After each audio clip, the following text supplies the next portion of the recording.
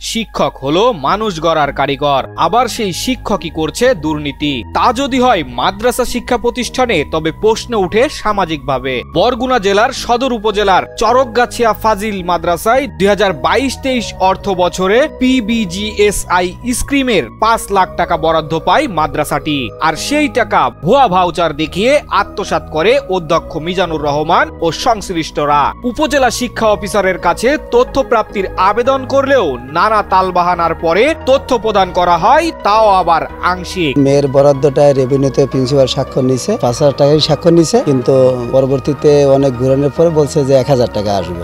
সেই 1,000 টাকা মেয়েকে আজ পর্যন্ত দেয়নি। সবই নেছে, টাকা দিছে ভাবে ধরাইয়া দেয় 1,000 প্রিন্সিপাল নিজে দিছে।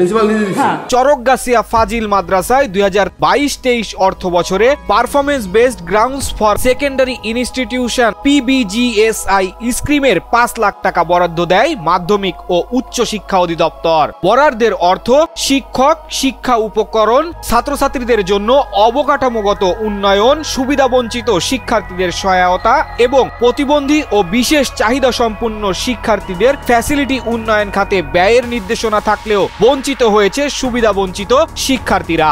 এমনকি বরাদ্দের বিষয় জানেও না এলাকাবাসী। শিক্ষার্থীদের নামে টাকা আসছে, টাকা দেওয়া হয়েছে বা তাদের সাইড নেওয়া হয়েছে, এই বিষয়টা আমরা আজকেই জানতেছি আপনারা আসার পরে। সাংবাদিকদের তথ্য চাওয়ার প্রেক্ষিতে 23 জানুয়ারি সুবিধাবঞ্চিত শিক্ষার্থীদের অভিভাবকদের ডেকে স্বাক্ষর নিয়ে 1,000 টাকা করে প্রদান করেন প্রতিষ্ঠানের অধ্যক্ষ মিজানুর রহমান। এমন কাণ্ডে তোপের মুখে পড়েন তিনি। সাংবাদিকদের উপস্থিতি টের পেয়ে তড়িঘড়ি করে সটকে পড়েন অধ্যক্ষ মিজান। হুজুর ফোন দিয়েছে, বলছে যে আসেন একটু মাদ্রাসা সাহেবে গেছি, পরে দেখি আরো লোকে নেয় টাকা। আমি তো বুঝতে পারিনি যে 1,000 না 5,000। স্বাক্ষর দিয়ে টাকা নিয়ে নামার নামছে, সেই সময় দিয়ে 1,000 টাকা এই সবাই ধরছে, এবার রেখেছি। এই যে 1,000 টাকা দিচ্ছে আমার, এটা বলে সরকারি ভাবে গরিবদের জন্য আর কি আছে। এই যে টাকাটা আমার ব্যাগের পকেটে। অভিযোগের সত্যতা যাচাইয়ের জন্য তথ্য অধিকার আইনে 2023 সনের 5 ডিসেম্বর বরগুনা সদর উপজেলা মাধ্যমিক শিক্ষা অফিসার বরাবর আবেদন করলেও বিভিন্ন তালবাহানার পর জেলা শিক্ষা অফিসারের হস্তক্ষেপে 24 জানুয়ারি আংশিক তথ্য প্রদান করেন এবং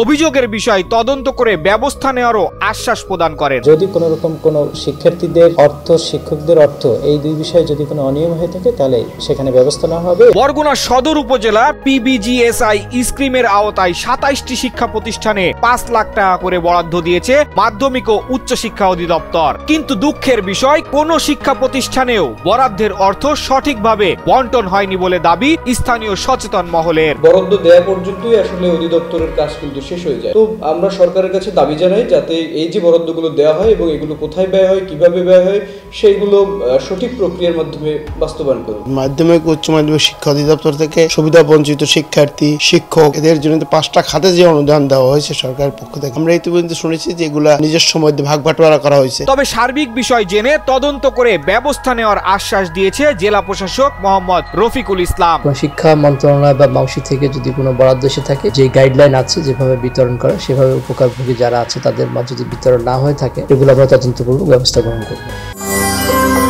সত্য, বস্তুনিষ্ঠ ও নিরপেক্ষ দৈনিক জনবাণী।